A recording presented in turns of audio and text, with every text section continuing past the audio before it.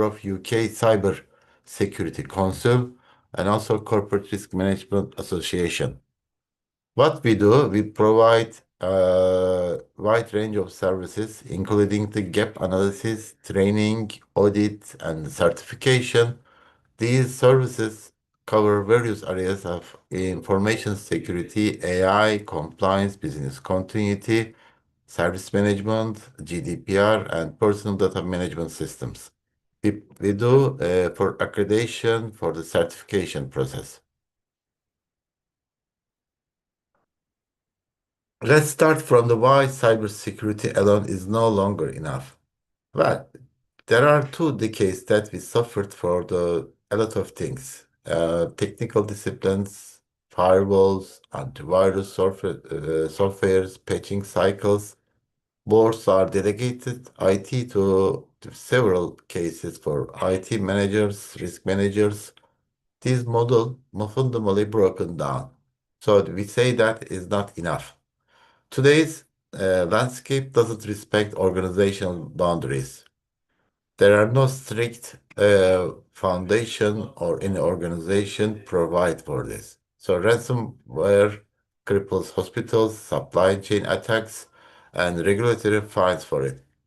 Also, there are many organizations still operate with a cybersecurity first, resilience second mindset, investing heavily prevention, meanwhile neglecting the critical disciplines of detection, response, and recovery and continuity. This presentation draws on how these are can together from the real instance, regulatory evolutions, or organizational change programs. Its purpose is straightforward to help cybersecurity and resilience professionals and risk managers, and also for operations leaders. This is our RISPI, or as we call it, agenda.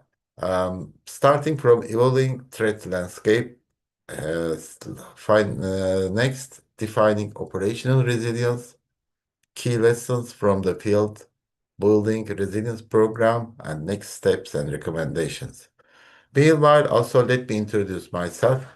Uh, I am a computer engineer. I did my first and second degree in UK in the King's College, University of London, and I joined the banking organizations when I come to Turkey. And I worked as a IT manager, and then I shift to the IT audit manager, information security. Finally, I moved to the Vodafone telecommunication in Turkey, acting and providing for support for business resilience, cybersecurity, and data privacy. I was a business resilience and data privacy DPO in senior manager in Vodafone. Having completed this task, due to the retirement, I worked for Turkish Airways as a IT consultant, and I worked there for 1 year. I worked in the Vodafone for 16 years, and then I started as a new startup company dealing with business integration, providing cybersecurity, business resilience, information security, and data privacy. I am there for managing partner, and I provide also SME subject matter expert for these best practices and also integration programs. Meanwhile, also work for the CFA, providing best practices trainings, ISO 27001, 27701, 22301, 20000 for the new standard AI, providing lead auditors trainings. Also, I'm acting as a visitor lecturer in the university, providing lectures for business resilience, data privacy, information security. I am also member of ISSA, Information System Security Association. I am there for vice president, and also I am contact with several organizations I write some journals. This is my small agenda, small my background for in the case of I would like to say uh, am I? Now, these are our agenda, starting from the evolving threat landscape. This is understanding what we are defending against and why the rules are changed. The old model is a quite opportunistic, low sophistication. Let's say for attackers, perimeter-based defenses were sufficient. Threats were primarily external and technical. Recovery was an afterthought, and instances were isolated, contained events. Cybersecurity was an IT problem. It's an old model. Now, it's in reality, acting as of today, nation-state actors come up, organized crime, insider threats, uh, perimeters are dissolved, cloud, remote work, SSA, software as a service, third party, single instance cascade across all ecosystems.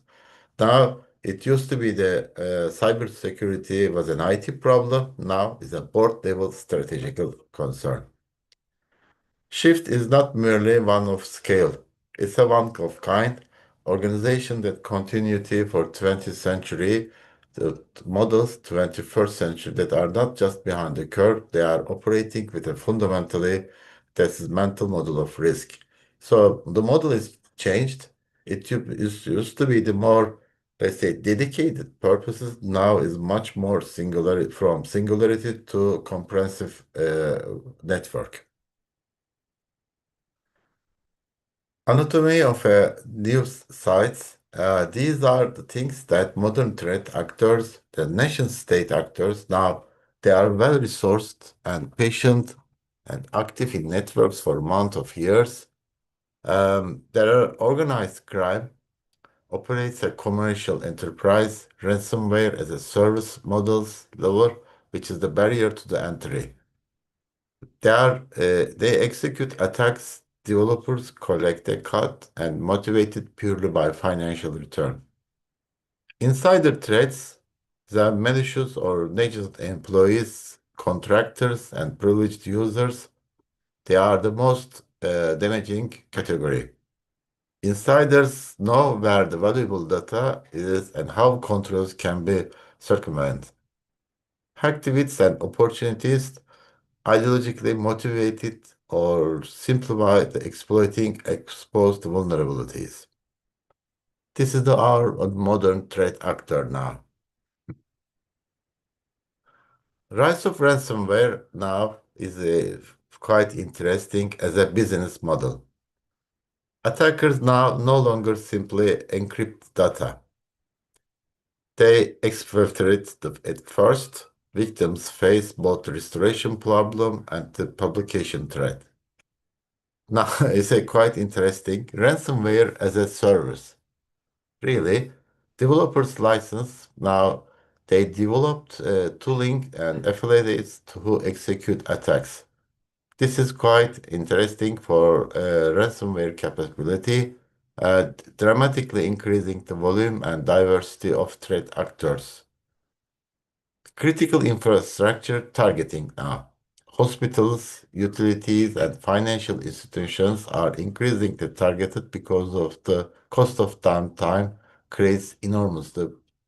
And there is a regulation impact because they have to pay the heavy fine. Supply chain risk. This is the another multiplier effect. Why is so important? I will say that because single compromise of trusted software provider, they can become an attacker for the resources.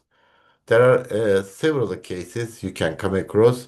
For example, the SolarWinds Orion compromise 2020 illustrated with this diverse thing, the clarity.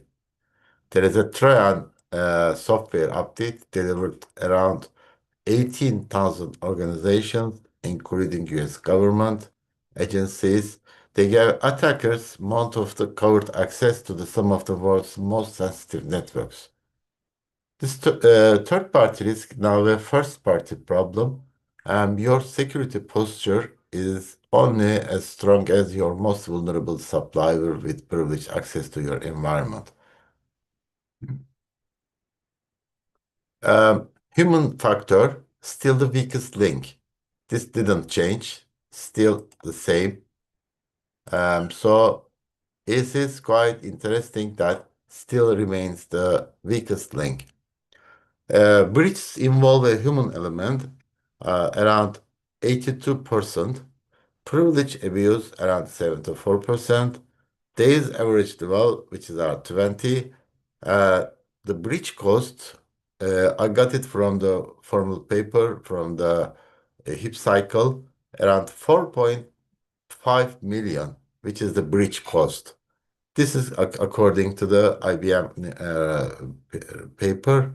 They are globally in 2023, including detection, notification, and these are all reputations cost around 4.5 million. Now we come to the target is what is operational resilience. But before the security to the resilience, we need to understand the regulation. Why is so important? I just drove down for the cybersecurity versus operational resilience.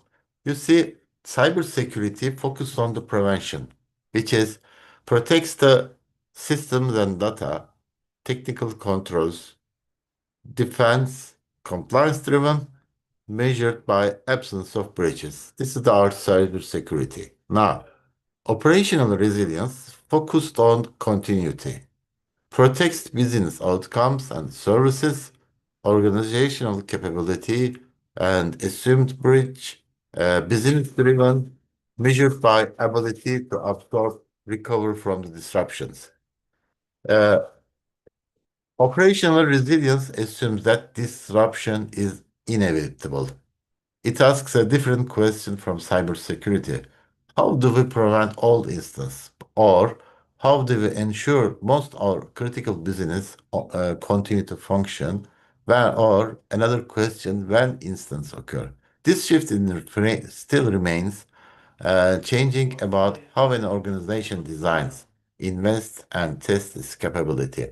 So we take it in the same concept for the cybersecurity versus operational resilience. Uh, we focused on cybersecurity professionals on prevention and operational resilience focused on continuity. That's the biggest gap. There are four pillars in the operational resilience. It's another also you can find in any other frameworks.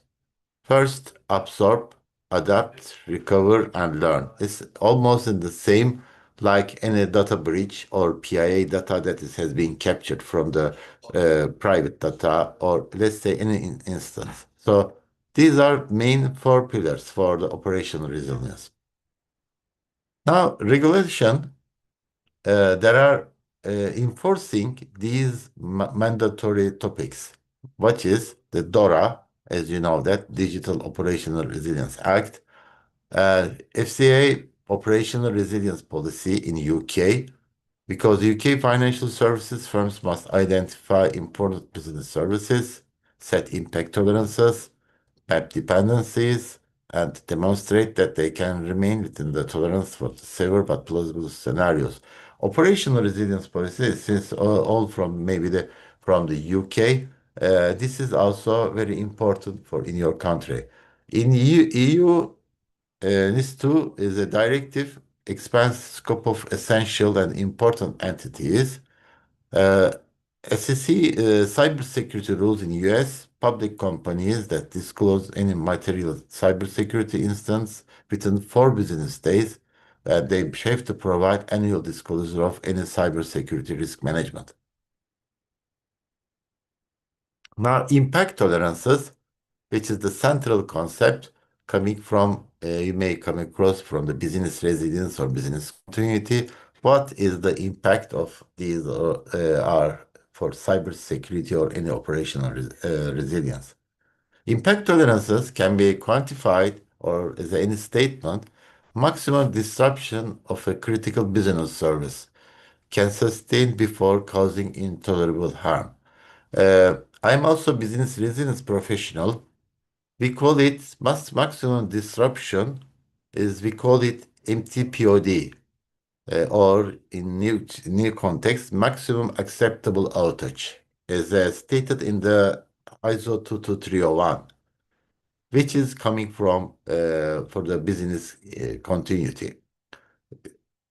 For example, our retail payment service must be restored within 4 hours of any disruption, with no more than 2 hours of transaction data lost.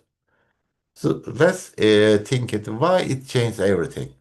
Once you define that intolerable, this you are in the right decision. Intolerable means that you have defined something that you need to take any serious action because it forces prioritization, creates measurable recovery, enables meaningful testing scenarios, provides a clear basis, and aligns IT operations and business leadership and also around any shared targets.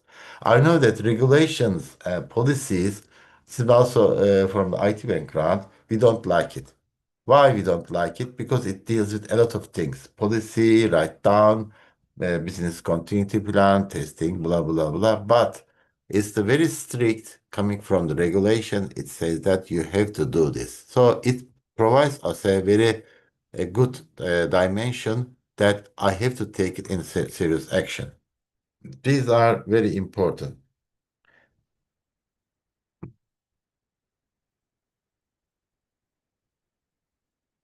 Mapping the resilience maturity journey.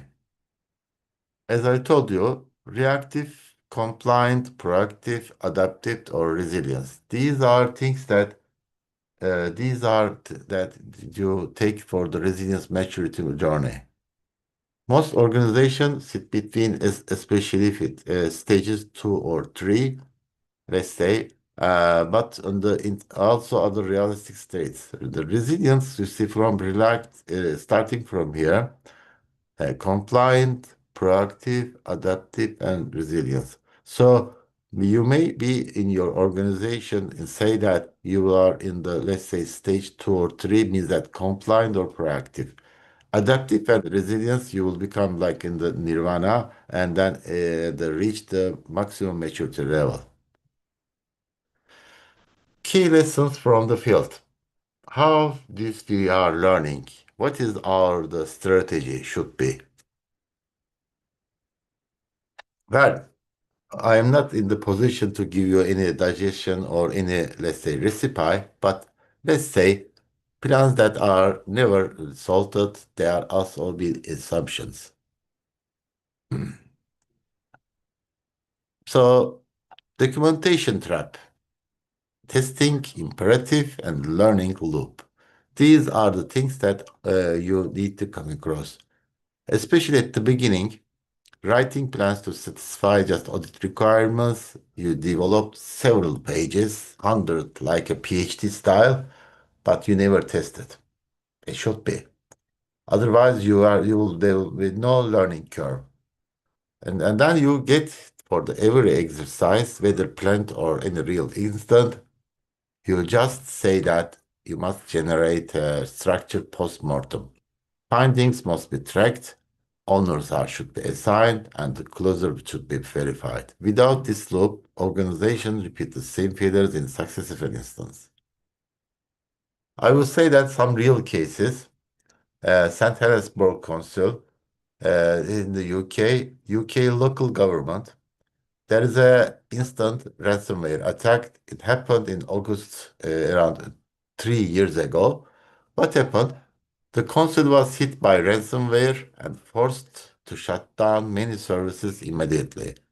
Partners disconnected from that fearing contagion. The CEO admitted that it's a bit of shock. She didn't initially know how to deal with it. It's very bad. Now you have to prepare yourself. So, quote from the CEO Helen Wilkinson, we went straight into the emergency planning mode. It was a whole console problem, not an IT problem. It's Very good assumption, very good approach. It says that here we went straight into the emergency planning mode. This was a whole console problem, not an IT problem. It's a good that statement, but is missing. We went straight into emergency planning mode.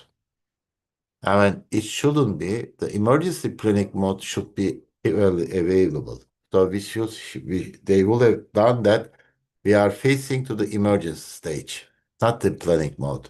Now, key lesson, Council's own post-incident report concludes that this was a whole console problem, not an auto problem, which is very, very good. Plans that exist on paper are never tested and never happened. Um, I will give you an example from Vodafone Turkey. We suffered from the, let's say, disaster in let's say in our 9/11 in Turkey. There is a flood disaster. Our, let's say, mobile switching center and disaster center occupied in the same location and same physical building.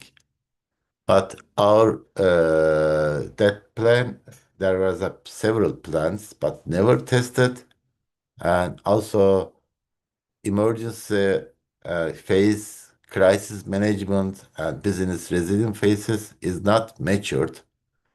They have this flood case happened several times, but the management ignored it, so they didn't take any action.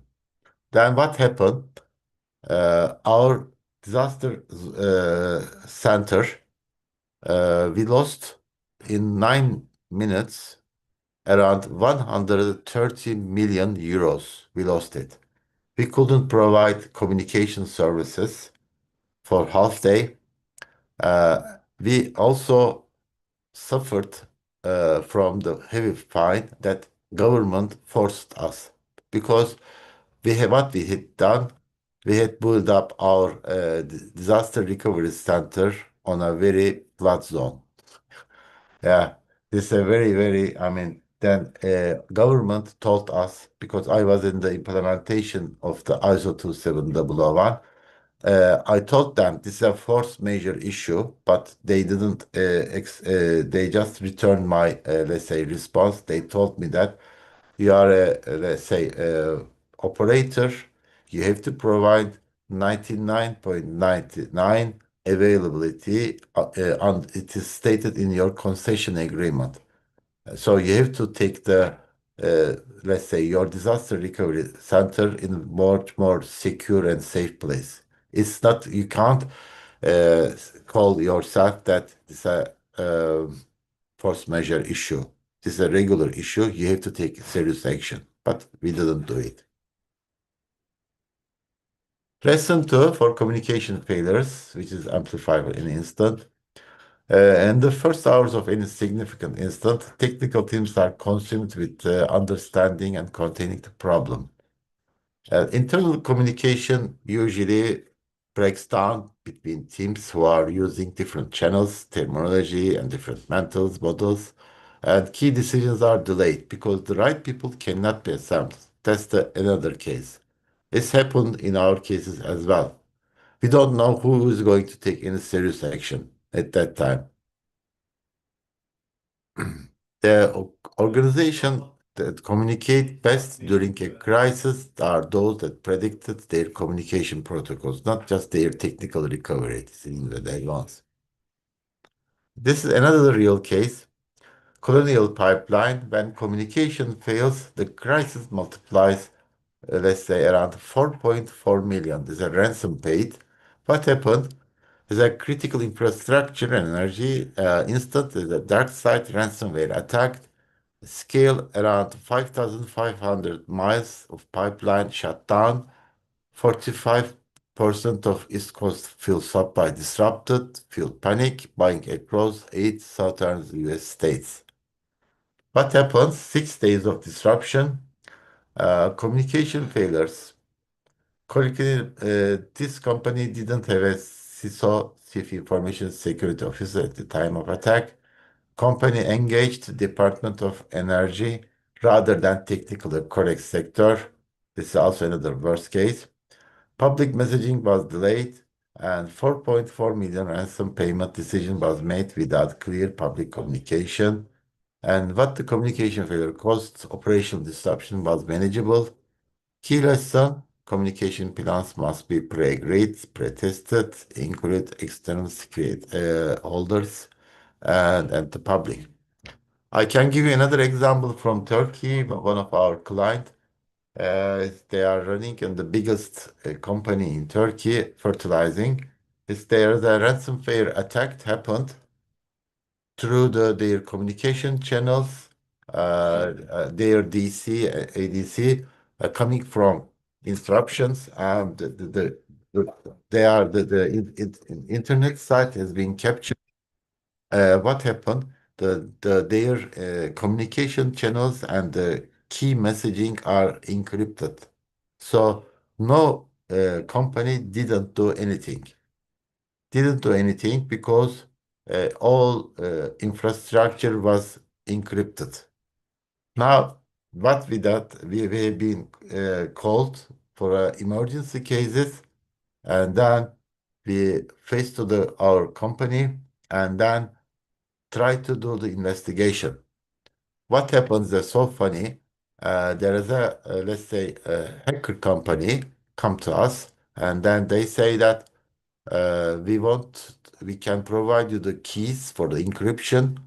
It costs around $1 million, they ask.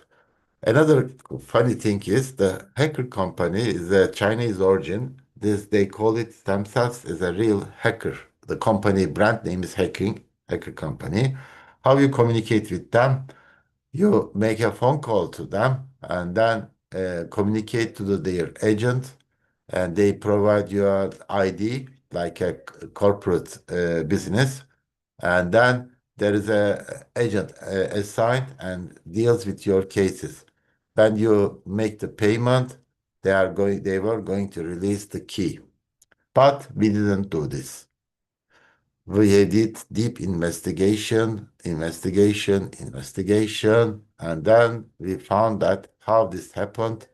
Attacker remained in that company for nearly two and a half months, and then captured the admin accounts, and then they do the tracing, and then captured all other corporate environment.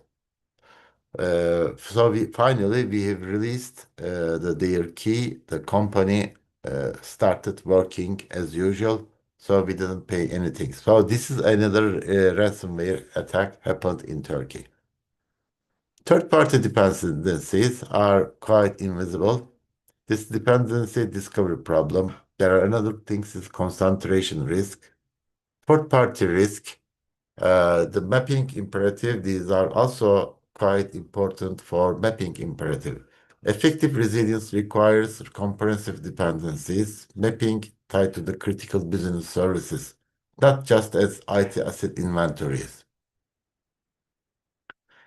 This is a real case for SolarWinds. The Sunburst, the dependency nobody saw coming, is around 18,000 organizations affected.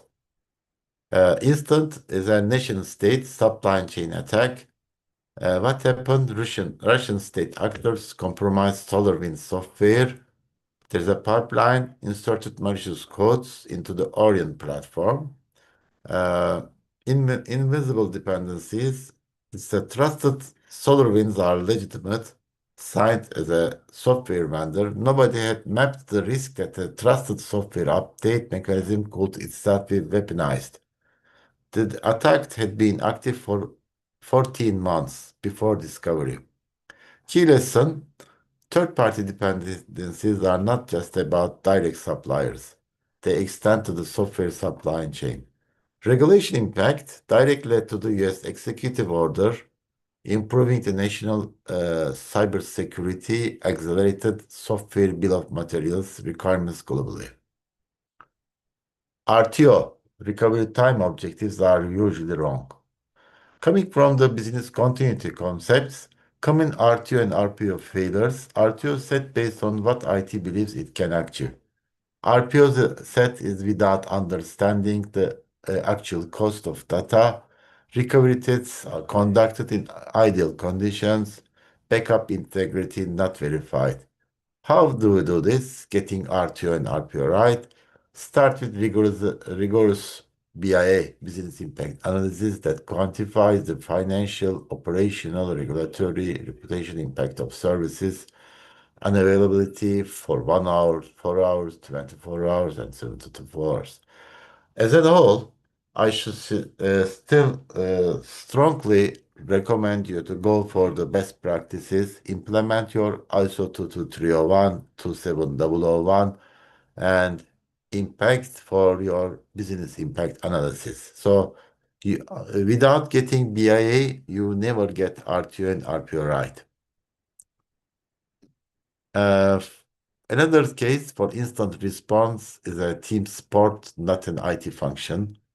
Issues for legal and compliance, executive leadership, case business stakeholders, and communications and PR.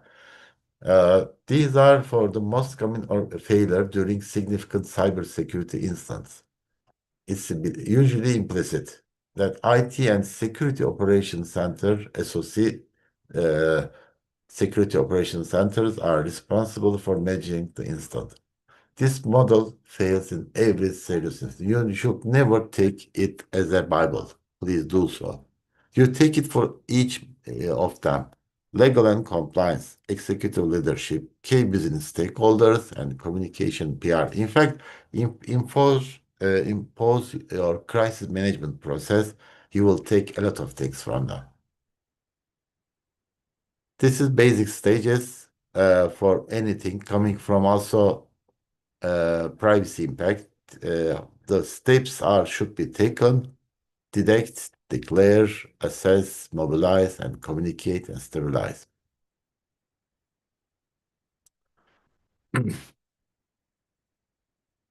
Ransomware negotiation is a discipline in itself. Payment doesn't guarantee that recovery. Sanctions are compliance risks. Specialist negotiators, pre-instant decision framework should never be, if you have never tested, don't trust it. So ransomware cases, of course, I'm sure that you will never pay for the ransomware because these guys are can do again and again. Since once you open a channel, they are quite common. Welcome to you. Keep bothering and do it again and again. I will give you another real case for MapFre Insurance, the ransomware that became a success story. As a sector is insurance and financial services. Instance a ransomware attack again. What happened? This company, Spain's largest insurer company, was hit by the ransomware, impacted thousands of servers and workstations. Um, attack had been in preparation for over a year. Attackers registered domains for 12 months before striking. What could have gone wrong? Delayed again, disorganized install activation, lack of appropriate security measures, and reputational damage due to the poor instant management. What Mefire did right? In fact, of something that they did wrong, something that they did right. Chief Security Officer and Crisis Management Team activated immediately. This is very good. Transparent communication with regulators, also very good.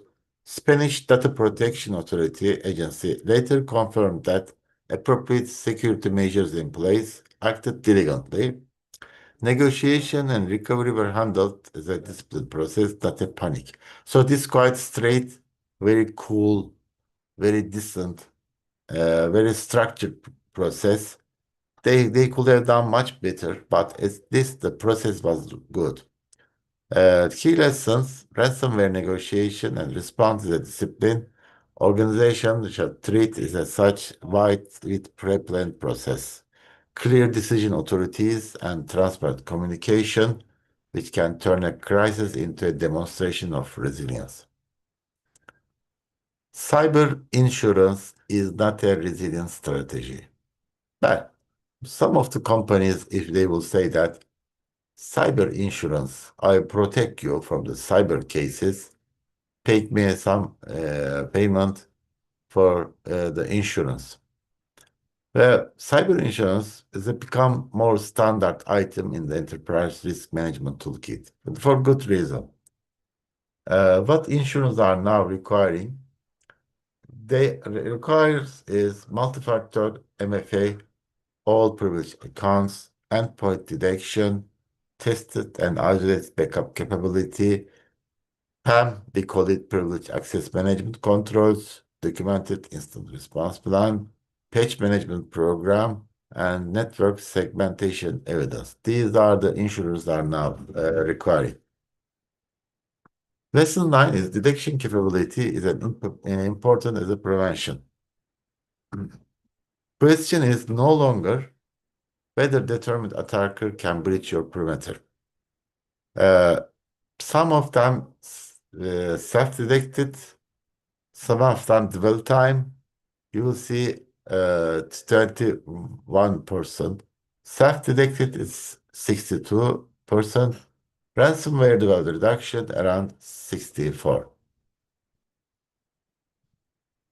Real cases, I will give you from the healthcare.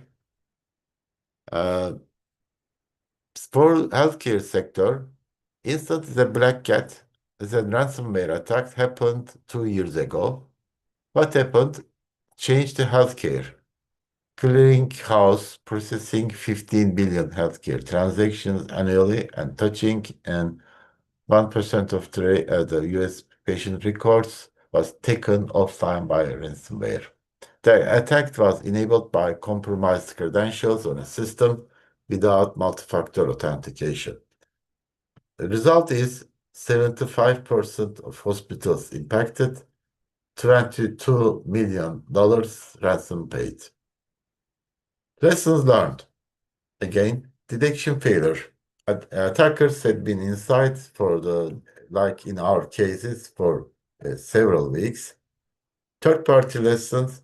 Healthcare organization discovered that they were far more dependent on Change Healthcare that they had released. Key lesson is detection capability is as important as prevention, and third-party concentration risk must be actively mapped and managed. So this company, they didn't take it very seriously for third-party risks. Uh, Cybersecurity is a technology alone for the people that provides for that cannot solve a problem and the process problem. So we are technology guys. We cannot solve people and process problem. We can solve the technology problem, but we cannot solve the people and process problem. Cybersecurity industry has faces this situation. There are a lot of tools. CMs or XDR, CASPA, UAB, PAM, SDN. These are hundreds of more acronyms representing tools that promise the closed security gap. However, still question people and process. Skills provides the gap reality. Process integration failure. Tool also there's a sprawl problem because average enterprise security team manages dozens of disparate tools that do not integrate effectively. CrowdStrike, we all know. Yes, very well known now. I just written down some also paper about this one anyway, but let's say briefly what will happen. The global instant. Instant is faulty software update to CrowdStrike. There's a routine testing this company. We all know Microsoft also uses this one. So because of that, the testing failure impacted this situation. What happened? Airlines, hospitals, banks, economic impact around $5+ billion from according to Fortune 500. 8.5 million Windows devices affected, Economic impact around $5 billion, more than $5 billion. What is the process failure delivered? People and process failure, this case, because root cause was not the technology. These guys has to test it before to go live, basically, but they didn't do it because they do it, keep repeating it, but this hasn't happened on the real cases. Key lesson, technology cannot substitute for robust process and human oversight. Resilience requires people, process, and technology should working together. Assumes that components, including security tools themselves, can fail. Now, these are the cases that happen. We are building a resilience program. We need to have the frameworks, governance, and cultural transformation required to move from intent to the embedded capability. Critical, first start from identify critical business services. How you do this? Use BIA, Business Impact Analysis, implement ISO standards, and get into the financial, regulation, customer, contracted penalties, reputational, operational dependencies. Map people, process, technology, and third parties. Governance, you go with smooth communication, board and executive committee, CISO function, business service owners, and IT operation teams. Resilience starts from document reviews, desktop table exercises, and simulation exercises, full operational tests, and these are the things very important. Scenario should be realistic, capture and act on findings, and test the right people. I'm just running out of the time. I don't want to keep so much busy. I just skip some of the slides that I have already prepared. Real cases, I just skip this one. I just go. We are going to provide you this our presentation by the end of this session. Also, you will have a certification provided by our company. But meanwhile, just let's go for the. I just go the final sections. What is important? Yes, this is actually very important for you. Next steps and recommendation. This is for cases that may be the end of this session. First, immediate prioritization. Conduct critical service identification. How you do this? Use BIA framework, business impact analysis. Test your backups today. Review multi-factor coverage for privileged accounts. Establish the retainer relationships.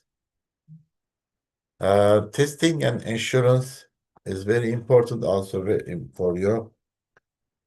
Commission and independent resilience gap assessment. You can do this. If you are willing to do, our company can do gap analysis. We cannot provide you consultancy, but we can do gap analysis for you. How you are mature to NIST, ISO 22301. These are the things that we can provide you as a service.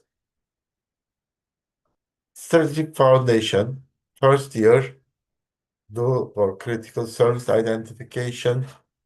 Second year, do the integration, integrate BCM, DR, and cyber response programs. Third year is optimization.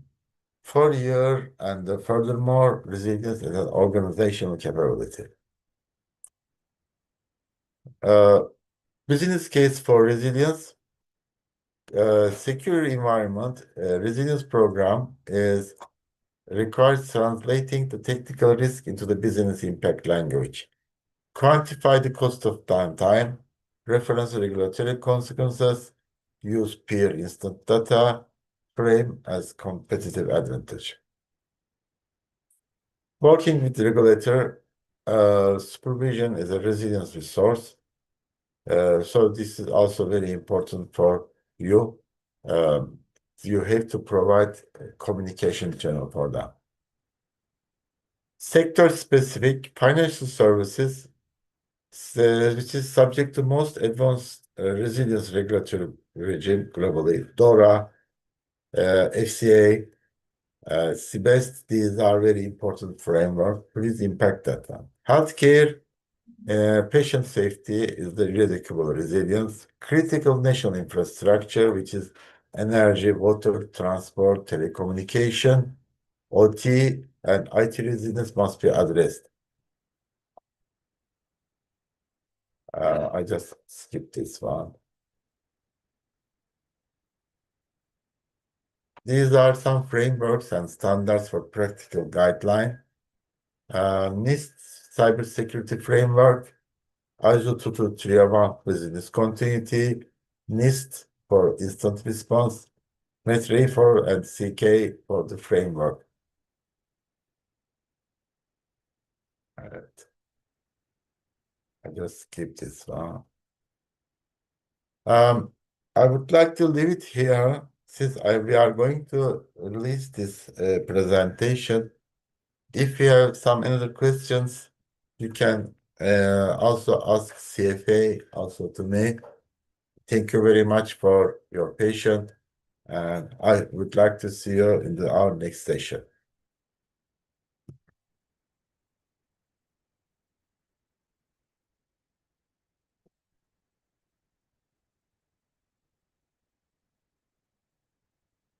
Yes.